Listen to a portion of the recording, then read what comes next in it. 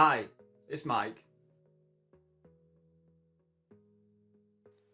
In Microsoft Word you have the ability to save your document as a PDF, so if you click File in the top right corner, save a copy, drop down, select PDF and then just click Save.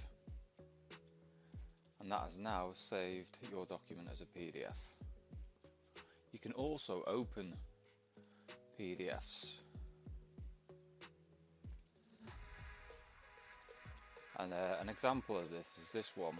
Now this is a PDF with an image, so you can't select any of the text because it's an image. But what Microsoft Word does, it converts the image into text that you can edit. So if you click OK, and now I can edit as needed. Thanks for watching. I hope you found this tutorial helpful. If you would like help with other Microsoft tools or programs, please check out our knowledge base portal or contact us with your request.